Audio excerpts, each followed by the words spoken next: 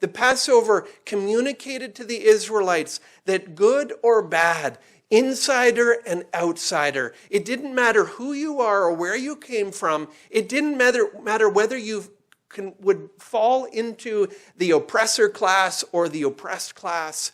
The only way that you found relief from the judgment of God was through the blood of the Lamb.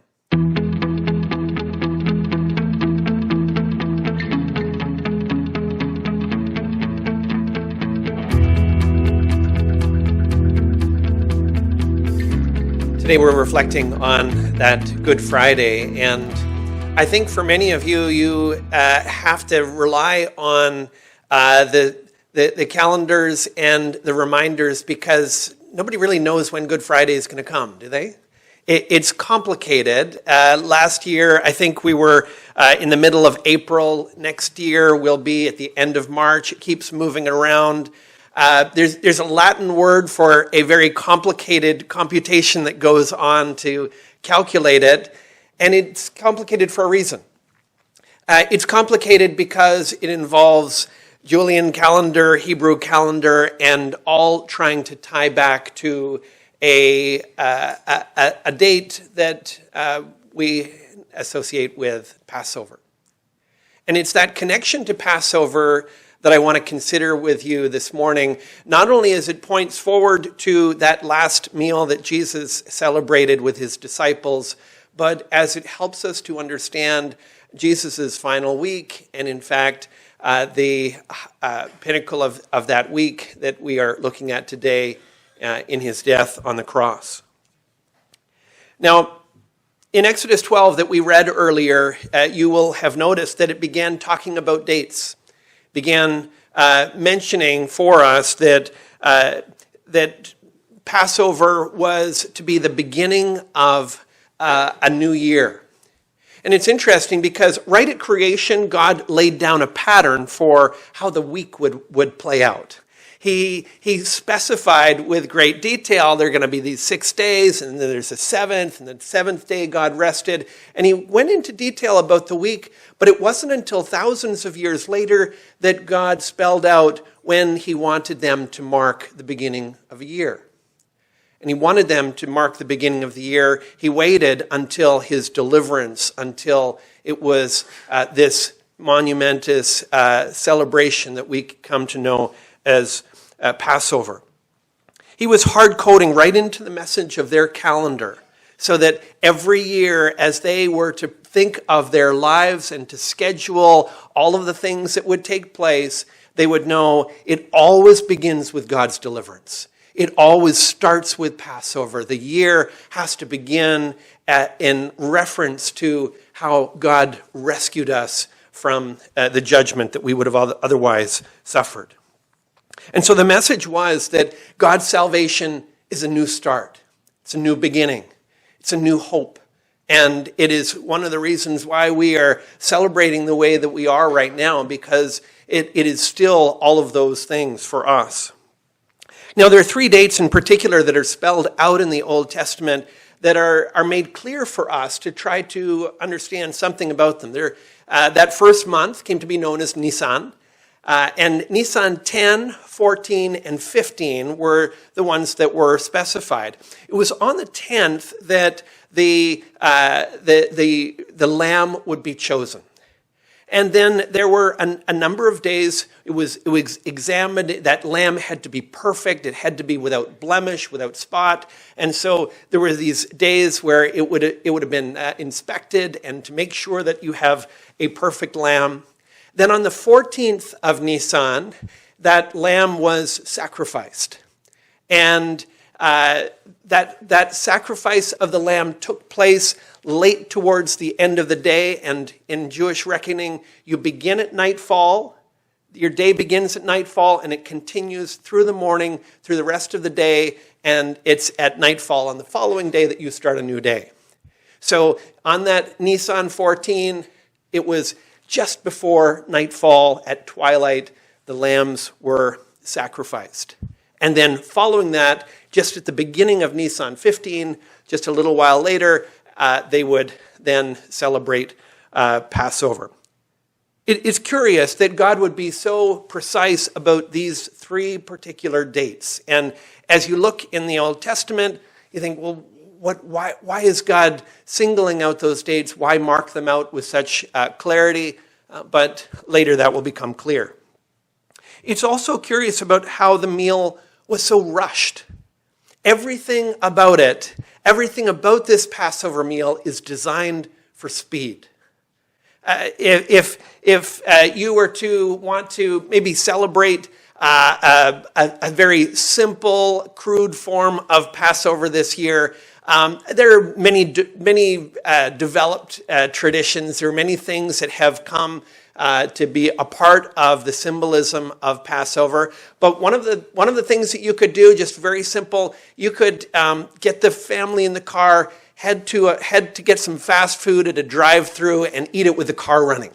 That would capture some of the feeling of Passover, because it was a meal to be eaten as we read in haste. But it wasn't just that the meal was to be eaten in haste. Everything about the meal was designed for speed. So it specified you couldn't boil the lamb. You had to roast the lamb so that you didn't have any pots to clean up afterwards. It was a meal that you had to be ready to leave and head out quickly. The meal was also to involve unleavened bread, because you didn't have the time to let the bread rise. There wasn't time for this. You had to eat quickly. This had to be ready for speed. It was also the only meal that you were able to eat with your shoes on. And kids, this may be another tradition you want to bring to your own family meals this afternoon. You can eat with your feet on, with your shoes on, and you can say, I'm doing it because of the Passover. This is what, Anyway, that's part of it. It was part of it because it was designed for speed. You were designed with that sense of a rush, of haste in mind. And those rules came to be relaxed over time. And so some of that message got lost, but it was an important message. And that message was that you were going to be spared from God's judgment through the Passover if you were ready to leave. If in that sense, your bags were packed and you had your one eye towards the promised land and you weren't looking back to Egypt. That was part of the symbolism of the speed. And you can imagine that there were plenty of Israelites who would have felt that a little bit torn, right? As they gathered to celebrate the Passover meal, you could see that many of them might have been thinking, I think maybe Pharaoh has learned his lesson. Those 9 plagues have already taken place. We kind of like Egypt. The Israelites had been there for 400 years. And yes, they wanted life to be better. They wanted more comfortable circumstances, but who wants to leave? You can imagine as they're eating that meal, there's some people that are thinking, you know what? We just renovated the kitchen. The Nile is amazing. The pyramids are really cool. And you could see some people would be torn, wanting to stay, just wanting Pharaoh to kind of dial it down a bit, but let us enjoy this place. Let us enjoy this land. And the message was, if your bags aren't packed at the door, if your suitcase isn't ready, if you're not ready to pick up and leave this place, then you will not receive the pardon from the judgment that God will bring. Now, the thing that most people know about Passover is the lamb. The lamb was the centerpiece of this meal. In fact, it had to be one lamb, not 2 or 3. Did you notice that as we were reading through the prescriptions from Exodus 12? It always had to be one lamb. It didn't matter how many children you had in your household. It didn't matter how hungry everyone. It didn't matter if you had a bunch of teenagers that just wanted to eat like crazy. There could be one lamb, not 2, not 3. And those prescriptions were very clear. So the blood of the lamb, as you know, was poured out. That blood was then put onto the frame of the door, both sides and on top. And it was only those who would trust in the pardon that would come through the blood of the Lamb that would receive God's deliverance. And again, you can see that many people would have been tempted to think, this is a nice meal and everything, but I don't think we need to bother with the blood thing. Like the whole idea of painting on the door frame, that can only help but lower the property value if we're going to try and get a sale when we're moving out of here. This can't be good for us. You can also see how many people would have thought it's just unnecessary. They've already been through 9 plagues, and guess what?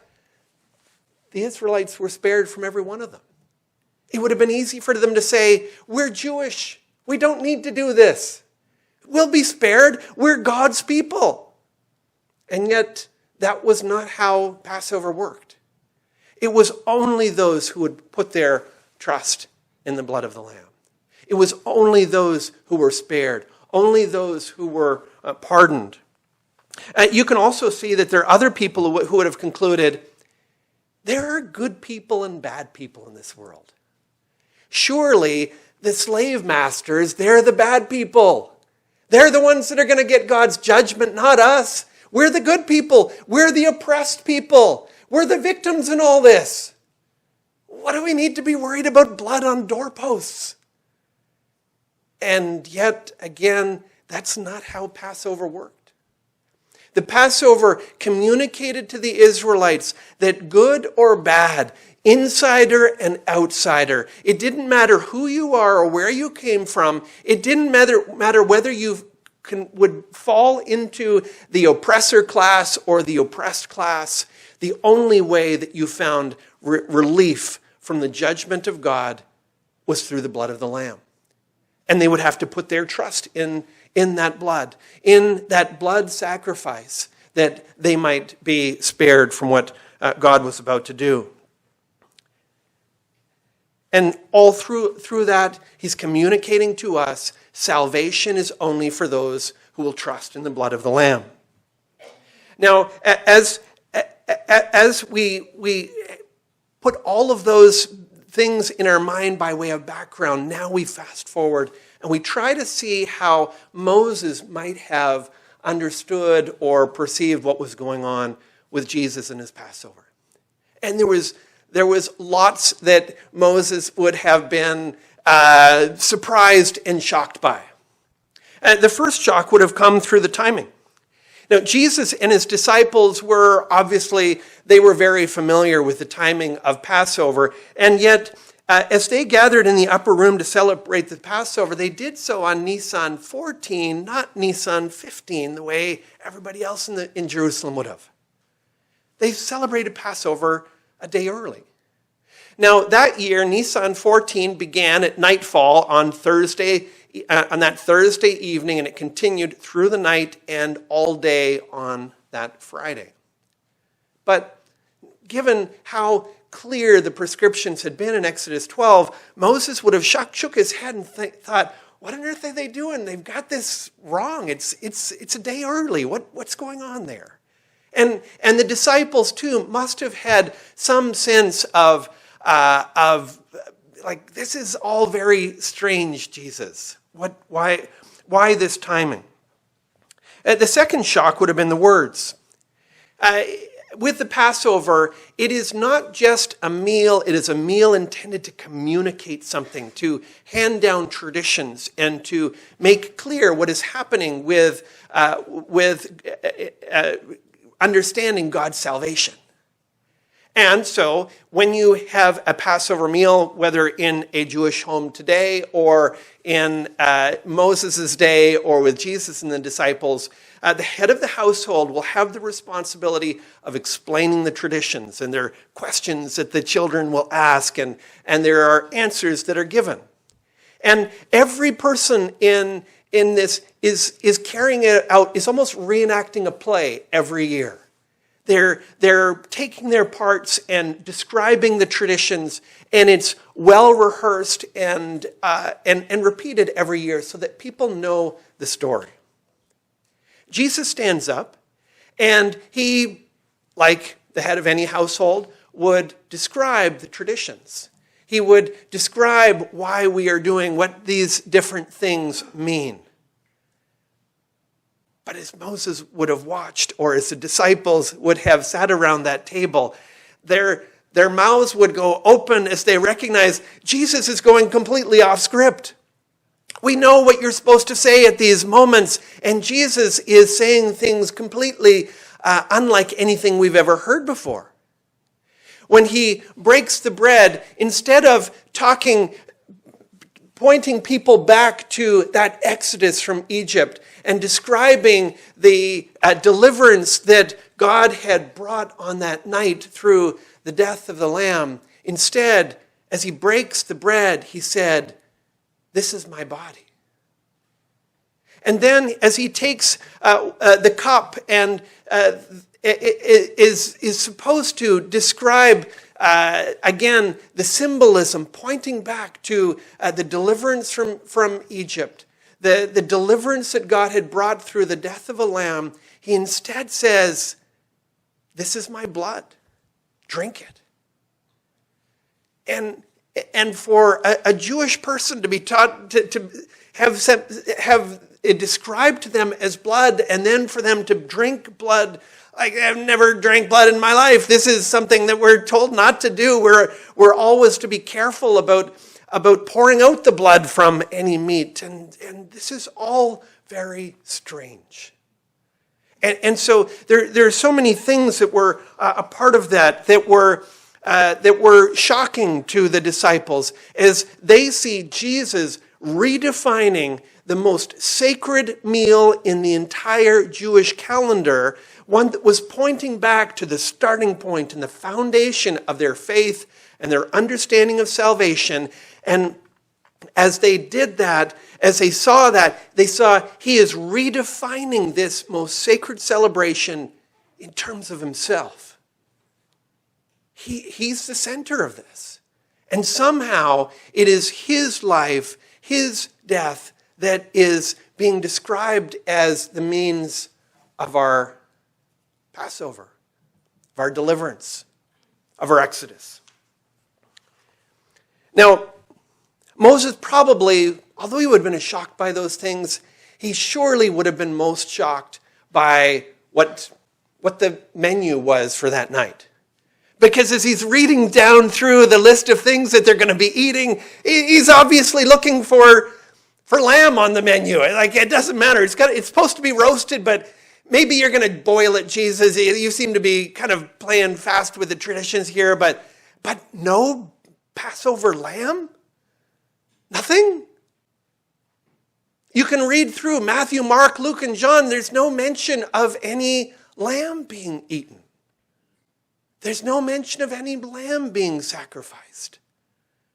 And so as they ate this meal, the disciples are looking around at each other and they're thinking, is he gone vegetarian? Is this a dietary thing?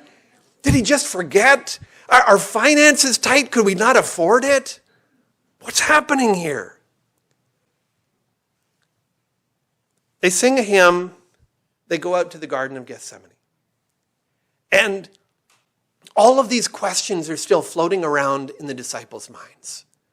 What a strange meal. What was that? And as they are still trying to reflect on all that it means, they're still thinking about what he said about his body and his blood. They're still thinking about why they ate Passover a day early. They're still thinking about why there was no lamb. They're still thinking about all those questions. They go out into the garden, and after this time of intense prayer, Jesus is arrested.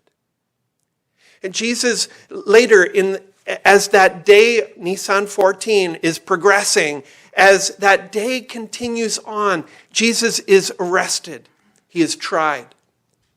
At around 9 o'clock in the morning, Jesus is crucified. He hangs on the cross until about 3 in the afternoon. 6 long, grueling hours. And And it is at that time that they're trying to make sense of it all. As they're trying to make sense of it all, they see him on the cross, that I believe many of the details of that night, as they are trying to ask themselves these questions, they are beginning to put things together. They think back in their minds as they reflect on that strange menu that was missing and faulty in that sense. And they would remember John the Baptist's words in John 1:29, "Look, the Lamb of God who takes away the sin of the world." And they would remember how Jesus had entered Jerusalem on that previous Sunday, the very day when tens of thousands of lambs would have been led from pastures from the surrounding area, at the very time when they would have been led into Jerusalem in preparation for the slaughter, in preparation for Nisan 10 on the following day.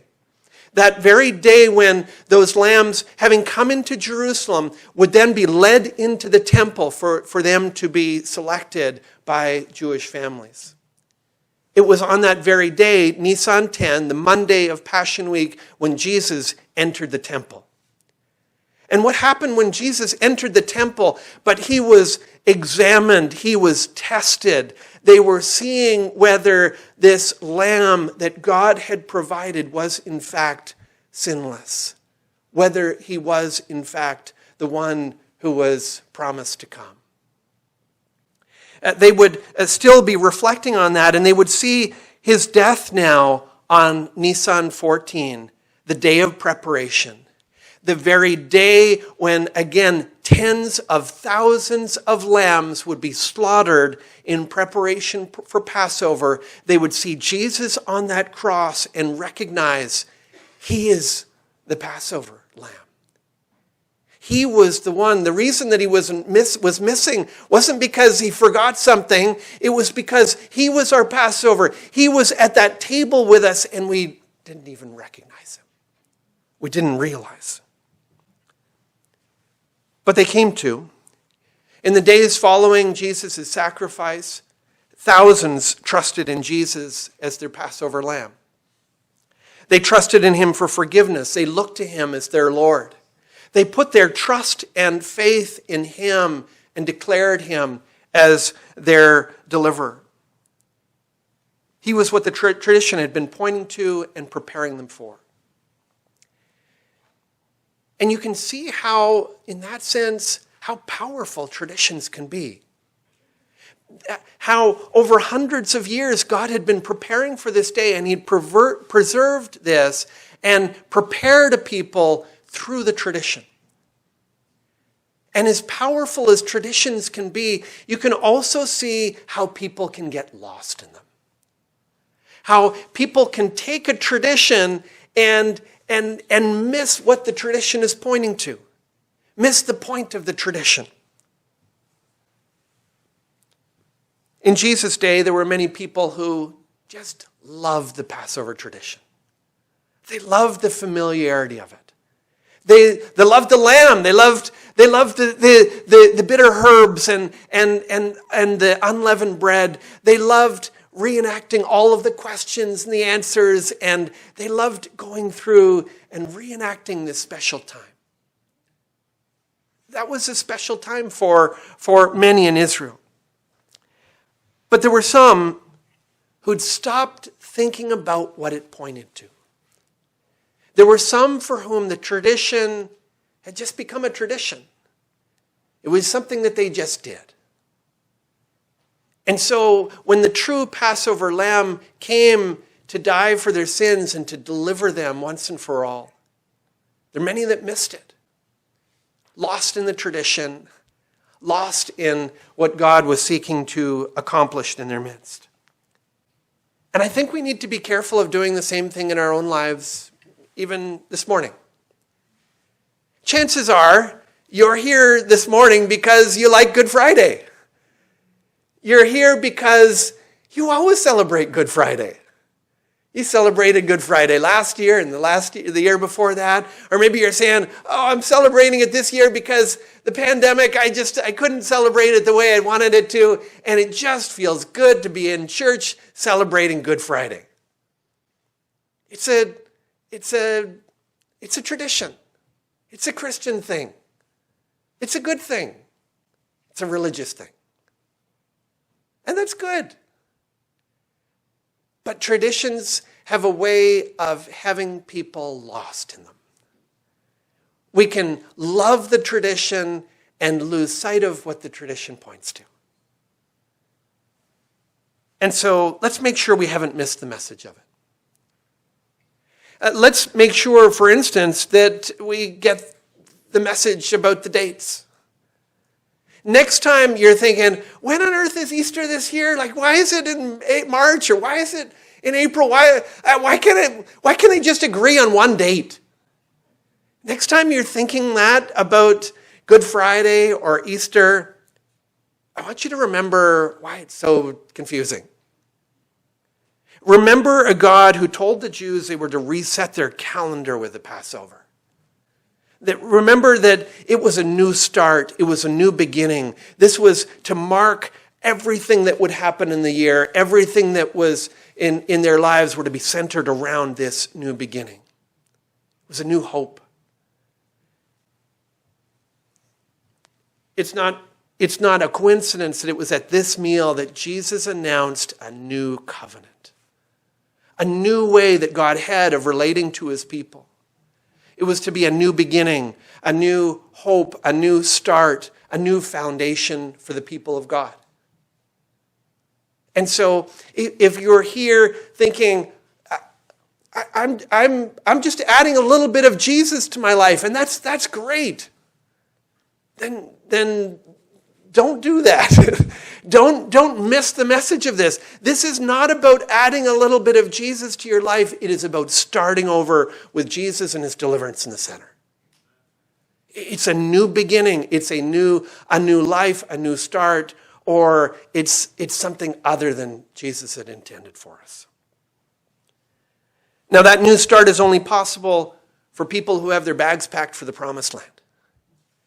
It's only a new start for people who eat with their sandals on, who don't have time for dishes because I'm gonna roast this meal because I'm ready to leave. I have my eyes on the promised land and what's to come.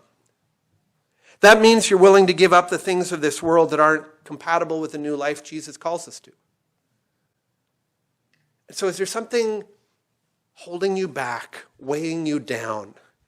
Is there something where when Jesus calls you to the promised land, you're thinking, yeah, but I kind of got this thing on the side that feels so good? That's not the way of being spared from God's judgment. There are plenty of people who will celebrate Good Friday this year, and they will assume that God forgives them because they celebrated Good Friday this year. Because they did all the religious stuff. They got the holidays right. They maybe, like the Jews, they maybe have their own rules about what they're going to eat and what they won't eat and how it's all going to work. And they're thinking, that's the way God's going to save me. That's why I'm acceptable to him. There are people that'll assume that God will forgive them because, hey, just like the Israelites did with those 9 plagues. He's saved us so far. He hasn't done anything bad. I haven't been struck by a lightning yet, so I think God must be smiling on me. And we make those calculations, right? We do those kinds of things. There are people who assume that God will forgive them because surely God's judgment is for like the really bad people, like slave masters and stuff, those oppressors.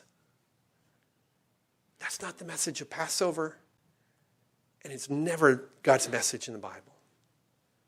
The message is always that all of us have fallen short of the glory of God. The message is always that we are all sinners in need of his deliverance. The message is that there's only one way, one lamb, one means of salvation, and that salvation is for those who put their faith and trust in the blood of the Lamb. People who recognize, I need a pardon. I'm not getting in on my best efforts. So is that you? Is that your celebration of Good Friday? Is that your understanding of what we're doing here? Because that is God's means of salvation. Do you know that you put your trust in him? Let's look to him in prayer and ask for his blessing on our time. Oh, Father in heaven, thank you for your incredible plan to rescue us. We've talked a lot about the sacrifice of a lamb this morning. But Jesus' death wasn't just a symbol. Oh, what great love. What great love would drive him to the cross, to give his life, a substitute for sinners. We don't understand that love, but we revel in it this morning. We don't understand that grace, but we thank you for it. Father, show us where we need to start over with him. Help us to let go of the things of this world that keep us from him. And root out the pride that assumes that we're good enough, that we don't need him. For we praise you for the amazing gift of your Son. We pray in his name. Amen.